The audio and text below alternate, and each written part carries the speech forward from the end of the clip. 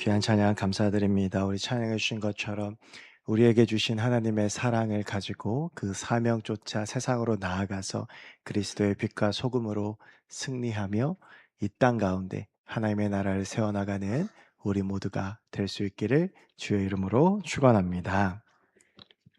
제가 어렸을 때 가장 싫어했던 단어가 하나 있습니다. 가난이라고 하는 단어입니다. 아마 제가 어렸을 때 가난하게 살았기 때문인 것 같습니다. 저희 아버지도 어머니도 참 성실하고 책임감이 크신 분이신데 참 신기하게 재물과는 이렇게 거리가 멋입니다.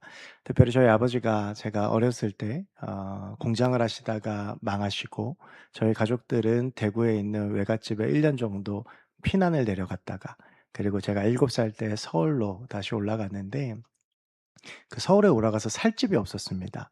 근데 이제 아버지가 다시 일을 시작하셔야 되니까 서울로 갔는데 그래서 그때 이모네 댁에 들어가서 이모네 집에서 이제 단칸방을 하나 주셔서 저희 네 가족이 꽤 오랜 시간 제가 성장하는 동안 이제 그 단칸방에서 살았던 기억이 있습니다.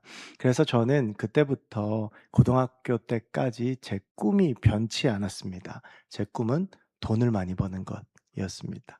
가난하게 살고 싶지 않았고 어른이 돼서는 좀 풍족하게 살고 싶은 게 이제 제 마음이었는데요. 그래서 사실 어렸을 때 뭐 가난 이런 단어를 들으면 마음에 이제 좀 어려움도 있고 그리고 지긋지긋하고 그런 마음이 있었습니다. 그러다 어느 날 주일학교에서 한 설교를 듣고 그리고 그 설교에 해당하는 구절을 읽으면서 마음이 굉장히 불편해지고 좀 의문이 드는 구절이 있었는데 그 구절이 오늘 본문이었습니다. 심령이 가난한 자는 복이 있나니 천국이 저희 것이다. 이 가난과 복은 도무지가 맞지 않는데 어떻게 가난이 나오고 그다음에 복이 나올까라고 하는 게 이제 제 마음에 들었던 의문이었습니다. 제가 어렸을 때는 돈이 많은 사람 그리고 부유하게 사는 친구들을 보면 그렇게 부러웠습니다.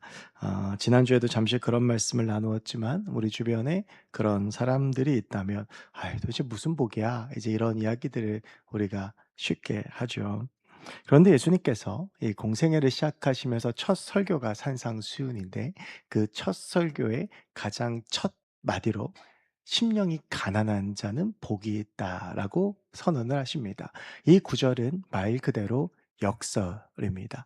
가난과 복은 어울리지 않습니다. 그런데 예수님께서는 그 공생애를 출발하시는 이 시작, 이 역설을 선언하시면서 공생애 사역을 시작하시는데 오늘 팔복에 대해서 나누는 두 번째 시간 그리고 팔복에 대한 내용 중에서 첫 번째 시간으로 이 역설 같은 구절을 가지고 그 속에서 주시는 하나님의 은혜를 좀 나누어 보려고 합니다. 이 팔복에 대한 말씀을 시작하면서 그 시작부터 우리는 난관에 부딪히게 됩니다. 가난과 복이 서로 완전히 다른 개념인데 과연 이것이 어떤 연관이 있을까라고 생각을 하게 되죠. 우리가 이 문제를 풀기 위해선 먼저 복이라고 하는 것이 무엇인가? 예수님께서 지금 선언하시는 복이 무엇인가를 좀 생각해 볼 필요가 있습니다. 그래서 이 구절을 풀 때 심령이 가난한 자는 복이 있다라고 한 이 문장을 거꾸로 그 단어의 의미를 좀 한번 생각을 해 보려고 합니다. 이 복이라고 하는 단어가 구약 성경에는 두 가지로 나누어서 사용이 되어집니다. 하나는 베라카라고 하는 단어이고 하나는 에쉐르라고 하는 단어입니다. 그런데 이 단어가 언제 쓰여졌는지를 보면 이 둘 사이에 확연한 차이를 느낄 수가 있는데요. 먼저 이 베라카라고 하는 히브리어는 물질적인 복, 우리가 이 땅에서 누리는 복들을 의미합니다. 뭐 육신의 건강, 사업의 번창, 재산의 증가, 자녀의 축복 등이 여기에 속하는데 중요한 건 이 단어는 믿는 사람과 믿지 않는 사람 모두에게 쓰인다라고 하는 겁니다. 쉽게 말하면 베라카라고 하는 이 복은 믿지 않는 사람들도 받을 수 있다라고 하는 것인데 이 단어가 쓰인 가장 대표적인 구절이 창세기 39장 5절 말씀입니다. 이렇게 되어져 있습니다. 그가 요셉에게 자기의 집과 그의 모든 소유물을 주관하게 한 때부터 여호와께서 요셉을 위하여 그 애굽 사람의 집에 복을 내리심으로 여호와의 복이 그의 집과 밭에 있는 모든 소유에 미친지라. 이제 창세기 39장은 애굽에 팔려간 요셉이 보디발이라고 하는 바로의 친위 대장의 집에 종으로 팔려가서 거기에서 인정을 받고 가정 총무가 돼서 가정 총무가 되었다가 억울하게 누명을 쓰고 감옥에 갇히는 내용이 창세기 39장입니다. 창세기 39장 초반부를 보면 이 요셉이 종으로 들어가서 인정을 받고 가정 총무가 됐는데 하나님께서 그 요셉을 보시면서 보디발의 집에 복을 주셨다라고 하는 구절이 나오게 됩니다. 여기서 39장 5절에 나오는 그 애굽 사람 모두가 보디발을 의미하는데 요셉으로 인하여 그 애굽 사람의 집에 복을 내리셨다라고 되어져 있죠. 이때 쓰이는 단어가 베라카입니다. 그리고 이 베라카라고 하는 것은 뒤에도 나오지만 그의 집과 밭에 있는 모든 소유에 미쳤다. 즉 세상적으로 번창했다라고 하는 의미이죠. 소유가 늘어난 것이 바로 이 베라카의 복입니다. 두 번째로 이 구약 성경에서 복이라는 말을 할 때 쓰여지는 단어는 에쉐르입니다. 이것은 우리가 현세에서 누리는 복이 아니라 우리 영혼의 복을 의미하는데요. 영혼을 만져주시는 복, 마음의 평안을 의미합니다. 그래서 이 에쉐르라고 하는 단어는 항상 하나님을 믿는 하나님의 사람들에게만 쓰여집니다. 베라카라고 하는 이 복은 세상 사람들과 하나님의 사람들 모두에게 통용되는 말이라고 하며 이 에쉐르라고 하는 단어는 하나님을 믿는 하나님의 사람들에게만 사용되어졌다라고 하는데 이 단어가 쓰인 가장 대표적인 본문이 우리가 잘 알고 있는 시편 1편입니다.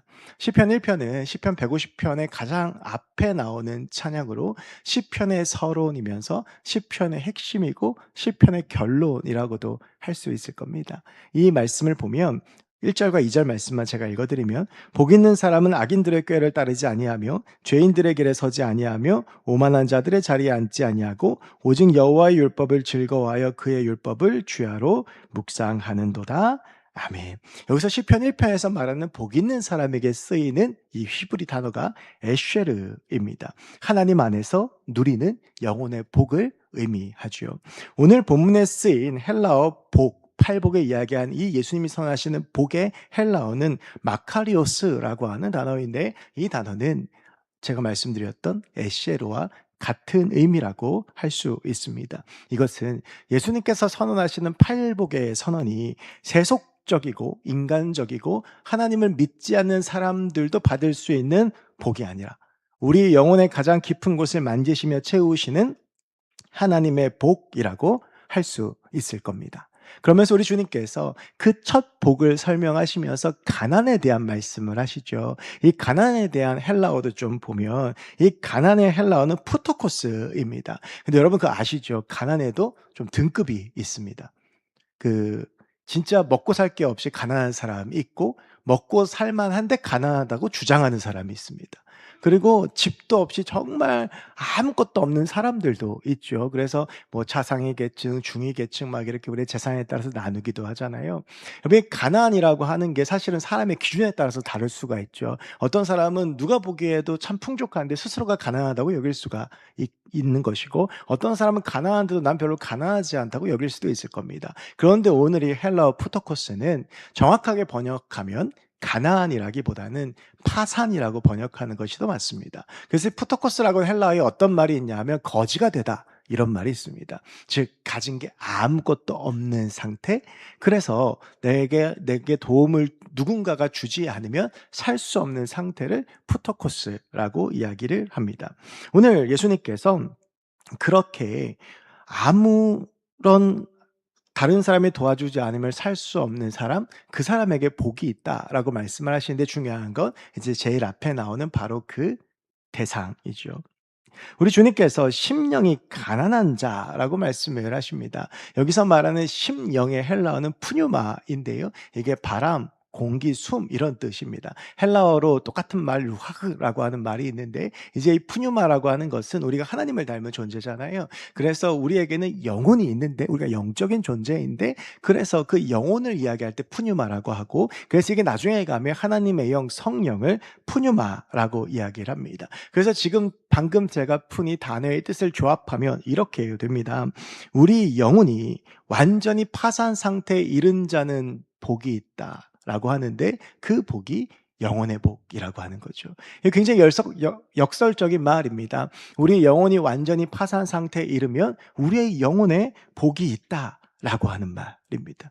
그렇다면 이것은 과연 어떤 의미일까? 우리 영혼이 파산 상태 지경에 이르렀는데 거기에서 무슨 영혼의 복이 있다는 것일까라는 궁금증이 들 수 있는데 이 예수님의 말씀을 삶으로 보여준 사람이 한 명 있는데 그 사람이 바로 야곱입니다. 우리가 이제 야곱의 이야기는 잘 알고 있습니다. 이 야곱은 태어날 때부터 형 에서의 발꿈치를 붙잡고 태어났던 사람입니다. 그래서 야곱이라고 하는 이름의 뜻이 발꿈치를 잡다 혹은 속이다 이런 뜻이죠. 이 야곱은 어떻게든 형 에서를 이기고자 했지만 이건 현실적으로 불가능한 이야기였습니다.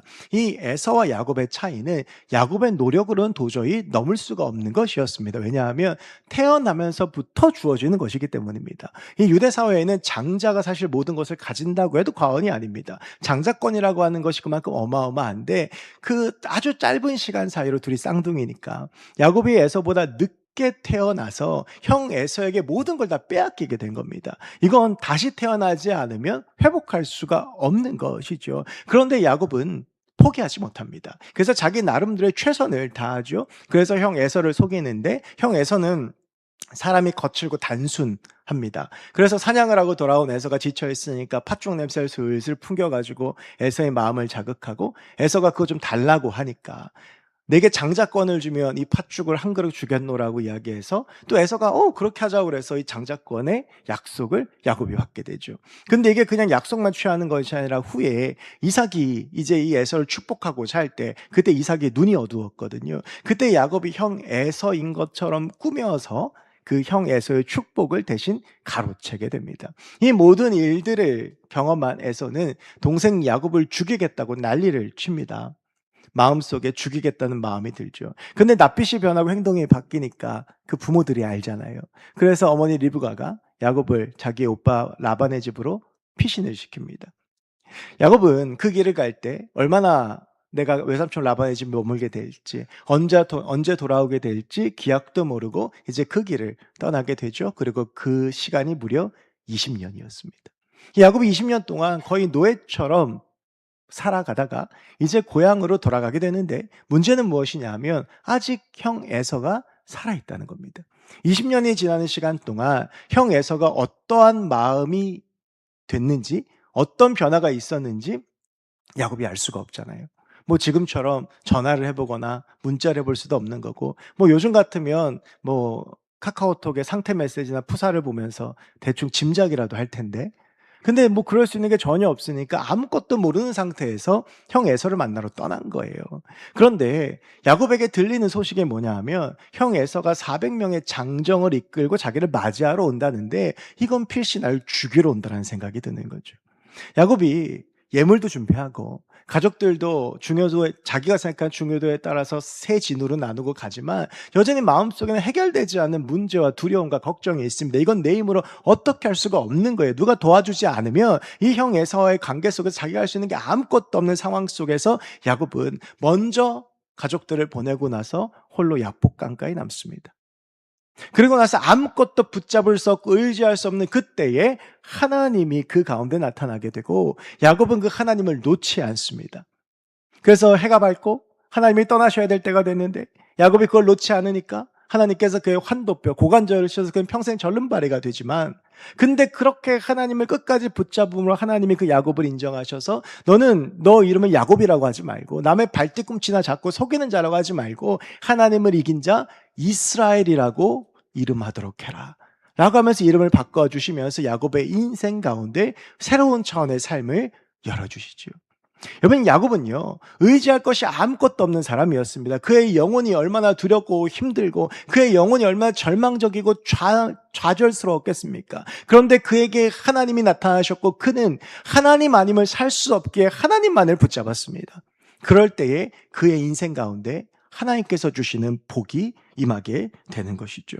여러분, 심령이 가난한 것이 복이라는 역설은 이런 것입니다. 내 힘으로, 내 능력으로 아무것도 할 수 없음을 알기에 하나님을 붙잡을 수밖에 없는 것입니다.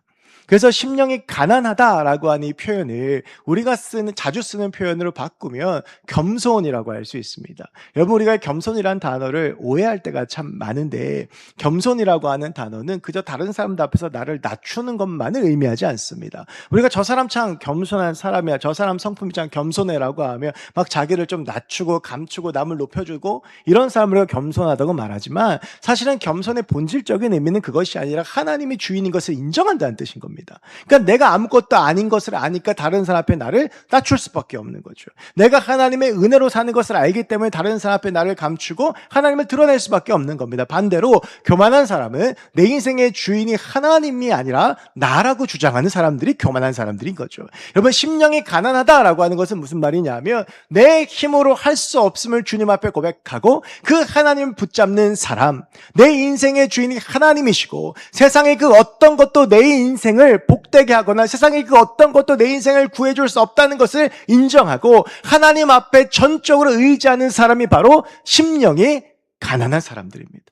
여러분, 오늘 이 말씀이 산상수훈의 시작인데 우리가 지난주에 나눴던 4장 말미의 말씀을 보면 여기에 모인 사람들이 어떠한 사람들인지가 나오죠.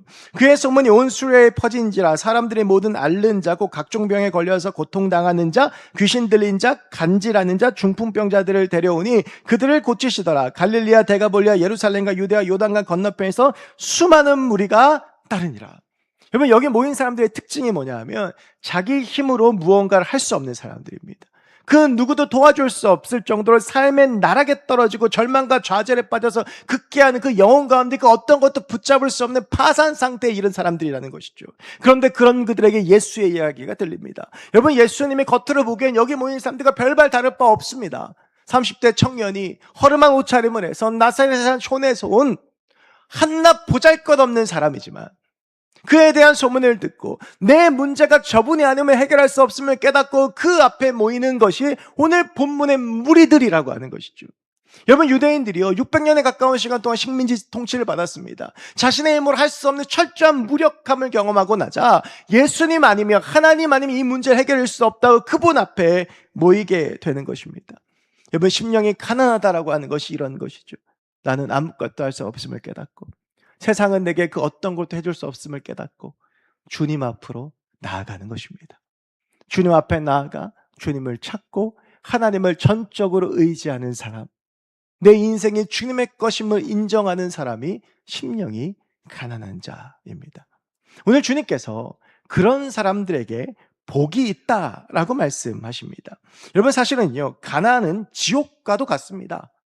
그런데 오늘 주님께서 뭐라고 말씀하시냐 하면 심령이 가난한 자는 복이 있나니 천국이 저희의 것이다. 여러분, 어떻게 가난과 천국이 같이 나올 수 있습니까? 그런데 예수님께서는 우리의 영혼이 완전히 무너져 우리가 의지할 것이 하나도 남지 않았을 때, 그래서 하나님밖에 남지 않아 그분만을 붙잡을 때 비로소 우리가 천국을 경험할 수 있다라고 선언하십니다. 우리의 마음이 가장 가난해지는 그때, 우리가 그 어떤 것도 의지할 수 없을 그때에 비로소 우리의 마음 가운데 천국이 임하고 우리가 복된 존재가 된다라고 하는 것인데, 이것의 전제는 신자의 행복은 결코 소유에 있지 않다라고 하는 겁니다. 의지할 것이 많아서, 내가 돈이 많고 세상에서 지위가 높아서 그런 사람이 복을 누리고 천국을 경험하는 것이 아니라, 그런 것이 없을지라도 온전히 하나님을 의지하는 사람, 심령이 가난해 하나님만 붙잡는 사람에게는 천국이 임하는 놀라운 역사가 일어나게 된다라고 하는 것이죠. 여러분, 예수님의 공생애는 이런 사람들의 이야기입니다. 특별히 가장 대표적인 사람이 마태복음 15장과 마가복음 7장에 나오는 우리가 잘 아는 스로보니게 여인입니다. 가나안 여인이라고도 하는데, 여러분, 이 여인은요 남편도 없습니다. 하나밖에 없는 딸이 귀신 들려서 고통받고 있습니다. 얼마나 마음이 무너지겠습니까? 여러분, 부모가 나는 아픈 건 참아도 내 자녀가 아픈 건 못 참고, 내 자녀가 아프면 꼭 내 잘못인 것처럼 여겨지지 않습니까? 귀신에 들린 이 딸을 보면서 이 어머니의 마음은 무너졌을 겁니다. 아마 인간적으로 해결하려고 여러모로 애썼겠죠. 아마 가지고 있던 얼마 안 되는 재산도 다 탕진했을 것이고, 이 사람 저 사람 찾아다니면서 기도도 받아보고 치료도 받아봤을 것인데, 이 딸은 도저히 나을 희망이 보이지 않습니다. 그럴 때 여인에게 한 소식이 들리죠. 유대 땅엔 예수라고 하는 사람이 있는데, 그 사람이 병든 사람도 고치고 앉은 병이도 일으키고 눈먼 사람 눈도 뜨게 한다더라. 그런데 이 여인에게 이건 꿈 같은 이야기입니다. 이방인인 내가 괜히 그곳에 갔다가 돌에 맞아 죽을지도 몰라요. 그런데 어느 날 그분이 내가 사는 두로와 시돈 그 이방 지역으로 오신다는 거예요. 이 여인은 예수 아니면 이 문제가 해결될 수 없음을 깨달았습니다. 철저히 심령이 가난한 가운데 처해 예수님 아니면 그 어떤 것도 의지할 것이 없음을 깨닫고 주님 앞으로 나아갑니다. 여러분, 여인의 상황이 얼마나 비참하고 가련합니까? 그런데 이 여인을 향한 예수님의 말씀이 참 이해할 수 없는 말씀이죠. 예수님께서 이렇게 말씀하십니다. 예수께서 이르시되 자녀로 먼저 배불리 먹게 할지니 자녀의 떡을 취하여 개들에게 던짐이 마땅치 아니하니라. 예수님의 말씀이 이런 말씀이에요. 나 유대인들을 위해서 온 거야. 유대인들에게 은혜를 베풀기도, 유대인들에게 기적을 베풀기도 시간이 부족한데, 뭐 너 같은 사람한테 내가 은혜를 베풀어야 돼? 너는 이방인이고 과부고 딸 하나 관리 못해서 딸 귀신 들리게 만든 영적으로 형편없는 개 같은 사람이잖아. 난 너에게 줄 게 없어 라고 예수님께서 말씀하시는 거예요. 여러분, 물론 이건 예수님의 이 여인을 향한 믿음의 테스트였습니다. 여러분, 그런데 만약에 여러분이 면전에서 이런 이야기를 들으면 어떻게 하시겠습니까? 어떤 사람에게 간절한 마음을 부탁했는데 그 사람이 너 개 같아서 내가 안 도와줘 그러면 멱살을 붙잡든가 같이 욕을 하던가 들어와서 돌아서던가 그럴 거 아니에요. 그런데 이 여인이 예수님의 이 말을 듣고 예수님께 이렇게 이야기합니다. 여자가 대답하여 이르되 주여 올소이다마는 상 아래의 개들도 아이들이 먹던 풋스러기를 먹나이다. 이 여인의 말이 이런 거예요. 주님 말이 맞습니다. 나 개 같은 존재 맞아요. 남편도 일찍 죽었고요. 내 딸 관리 하나 제대로 못해가지고 이 딸 귀신 들렸고, 그래서 이 딸에게 아무것도 해줄 수 없는 정말 비참하고 아무것도 아닌 존재인데, 근데 예수님, 개들도 주인들이 상에서 먹다가 떨어지면 그 부스러기라도 먹지 않습니까? 유대인들에서 오신 거 알겠는데 이 비참한 나를 위해서 그 부스러기 은혜라도 줄 수 없겠습니까? 이 여인이 예수님의 믿음의 시험을 통과하죠. 예수님께서 여인의 믿음을 보시고 말씀하십니다. 가라, 내 딸이 노임을 얻었다. 내 믿음이 네 딸을 구원했다. 여러분, 이 여인은요 뒤로 물러날 게 없어요. 왜냐하면 여기서 물러서면 끝이거든요.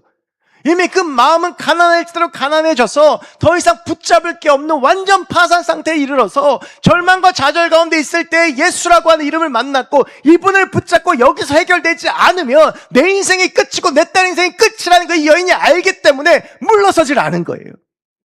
마치 야복강가의 야곱처럼 내가 여기서 하나님 놓치면 끝이다라는 생각으로 예수님께 어떠한 수치와 모욕도 참으면서 매달렸고, 그때 이 여인의 삶 가운데 하나님의 역사가 나타나는 겁니다. 여러분, 심령이 가난하여 세상에 그 어떤 것도 붙잡을 바 없어서 우리 주님을 붙잡을 때에 그때 우리 가운데 하나님께서 복을 주시는데 천국 하나님의 통치가 임하는 것입니다. 내 마음의 주인이 하나님이 되시고 내 마음에 있는 마음들 주님께서 평안하게 하시고 위로하시고 힘주시고 능력 주셔서 나를 하나님의 사람으로 세워주시고 내가 하나님의 은혜로 살아갈 수 있는 놀라운 은혜와 복을 하나님께서 우리 가운데 허락해 주신다고 하는 거죠. 여러분, 우리가 그렇게 하나님의 은혜와 복을 누리는 주의 백성들이 되길 소망합니다. 존 메가더라고 하는 미국의 유명한 목사님이 팔복에 대한 책을 쓰시면서 그렇다면 어떻게 이 심령이 가난해질 수 있는가에 대해서 이야기를 하셨어요. 그러면서 존 메가더 목사님이 그 책에서 뭐라고 얘기하시냐면 육적 본성, 육을 줄이게 해라. 여러분, 이 육을 배고프게 한다는 건 다이어트라는 이야기가 아니라 육적 본성을 줄이게 하라라고 하는 것입니다. 이게 무슨 말이냐면 이제 목사님께서 그 책에서 이제 요 예를 드셨어요. 자기의 예를 드시면서 저도 상당히 공감했던 이야기인데, 이 설교자가 가지게 되는 육적 본성에 대한 이야기를 쓰셨거든요.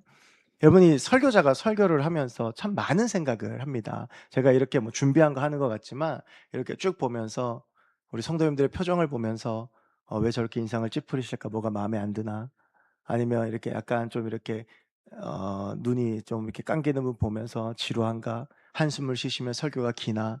뭐 주보를 보시면 뭐가 뭐 오만 가지 생각을 다 합니다. 그러면서 무슨 생각을 하냐면 막 설교가 잘 될 때가 있어요. 내가 봐도 이건 너무 은혜로운 설교야, 인간적으로. 근데 또 어떤 때는 죄송해요, 죽쓰는 날이 있습니다. 그건 내가 봐도 성도들한테 너무 미안할 정도예요. 이제 그런 마음이 들거든요, 인간적으로. 여러분, 그래서 오늘 설교 괜찮다라고 하는 날은 예배 끝나고 인사할 때 제 눈빛이 좀 다릅니다. 뭔가 자신감이 있고 뭔가 기대가 되고 막 이런데, 내가 생각해 설교가 좀 별로인 날은 성도들하고 눈을 못 마주쳐요. 이게 제 생각이거든요. 근데 누구나 설교자들은 전자를 원하죠. 그러니까 저는 저만 그런 줄 알았는데 그 영적 거장 존 메가더 목사님도 그렇다는 거예요.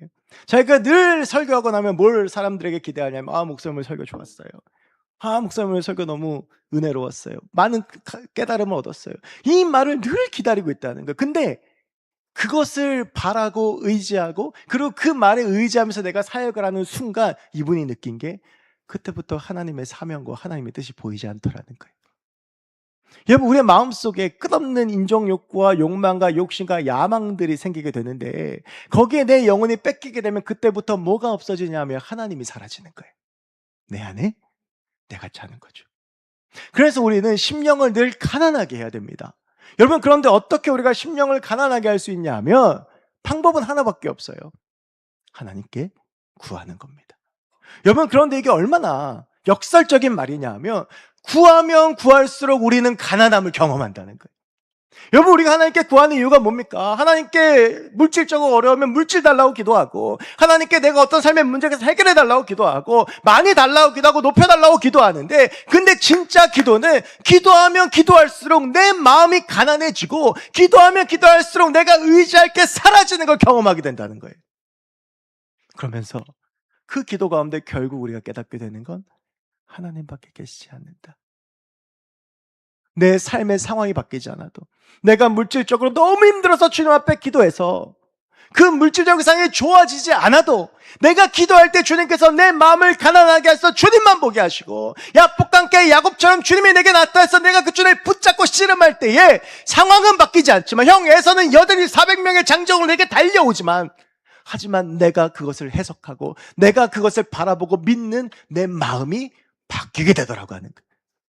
하나님이 이 문제의 주인 되시고, 하나님이 내 삶의 주인 되시고, 하나님이 내 인생을 이끌어 가신다라는 고백이 우리의 마음과 입에서 터져나오게 되면서 더 이상 문제가 아닌 역사가 일어나게 된다는 겁니다. 여러분, 오늘 예수님께서 말씀하신 천국 바실레이아는 왕국, 하나님의 통치가 임한 나라를 의미합니다. 여러분, 우리가 주님 앞에 기도하면서 내가 세상 의지할 건 내려놓고 다 없어지게 되면, 그때 비로소 뭐가 보이냐 하면 하나님이 보이는 거예요. 여러분, 사도 바울이요, 하나님께 기도합니다. 사도 바울이 참 위대하고 훌륭한 사람이지만 그 육신의 질병 문제 때문에 평생 고통을 받잖아요. 그래서 안질도 있고 뭐 피부병도 있고 그랬다고 해요. 사도 바울이 주님 앞에 기도합니다. 주님, 내 병 좀 고쳐주세요. 그럴 기도할 만한 게요, 바울이 손을 대면 사람들이 나아요. 심지어는 바울이 두르고 있던 수건만 갖다가 덮어도 병든 사람이 나아요. 그러니까 여러분, 이게 바울의 입장에서 인간적으로 생각해보면 얼마나 황당한 일이냐면, 내가 기도해주면 저 사람은 낫는데 나는 그 육신의 질병 가지고 씨름하고 있는 거예요. 매일매일 너무 아파요. 고통스러워요. 근데 내가 기도해주면 저 사람은 나. 근데 내 병은 안 나. 그래서 주님 앞에 기도하죠. 주님, 내 병 좀 고쳐주세요. 내가 다 할 거 다 해봤는데, 사도 바울 예전에 집도 잘 살았고 부자였고 치료 방법 다 써봤지 않겠어? 근데 안 되는 거예요. 그 주님 앞에 기도해요. 주님, 내 병 좀 고쳐주세요. 우리 주님께서 아무 말씀 안 하시다가 그가 기도하니까 마지막에 이렇게 얘기하시죠. 내 은혜가 내게 족하다. 여러분, 바울이요, 지금 바뀐 게 아무것도 없어요. 그 육신의 질병 그대로예요. 그런데 그 하나님만 붙잡고 기도하니까 하나님께서 그게 은혜라는 걸 깨닫게 해주시고, 마음이 가난했던 그 바울은 이게 은혜인 걸 납득하게 되죠. 그래서 아마 그럴 거예요. 그는 그 육신의 질병 때문에 하나님을 더 붙잡았을 거예요. 그 육신의 질병 때문에 날마다 심령의 가난함을 경험했을 겁니다. 그러니 날마다 주님 앞에 나아갈 수밖에 없고, 그의 모든 사역을 하나님을 의지하지 않고서는 버텨낼 수 있는 체력과 건강이 안 돼요. 그는 그 순간 고백하죠. 이게 하나님의 은혜구나. 비록 내 삶이 바뀌지 않아도, 비록 내 삶이 지금 이대로여도, 내 육신의 질병이 나아지지 않아도 이게 복이구나. 내가 이렇게 하나님을 경험할 수 있구나. 여러분, 기도해도 우리의 상황이 바뀌지 않을 수 있어요. 기도해도 여전히 나는 가난해요. 기도해도 여전히 의지할 게 안 생길 수 있어요. 그런데 그렇게 주님 앞에 온 마음 다해서 기도하고 주님만 붙잡고 야복강가에서 씨름했던 야곱처럼, 그 어떤 수모와 수치에도 예수님을 놓지 않았던 그 스로보닉의 여인처럼 주님 붙잡게 되면 그때부터 우리가 하나님의 통치를 경험하고 인정할 수 있게 되더라고 하는 것이죠. 우리의 삶에 그러한 복이 열리길 소망합니다.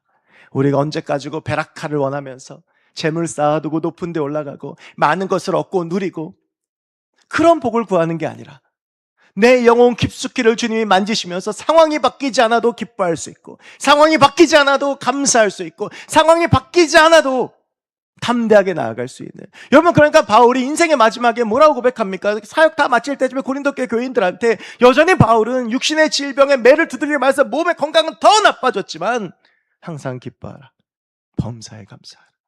이게 바울의 영혼의 상태인 거죠. 여러분, 제가 요즘 즐겨보는 프로가 하나 있습니다. 그 이만갑이라고 혹시 아시는지 모르겠는데, 이제 만나러 갑니다. 그게 이제 보면 그 탈북하신 분들이 나와서 막 얘기를 해요.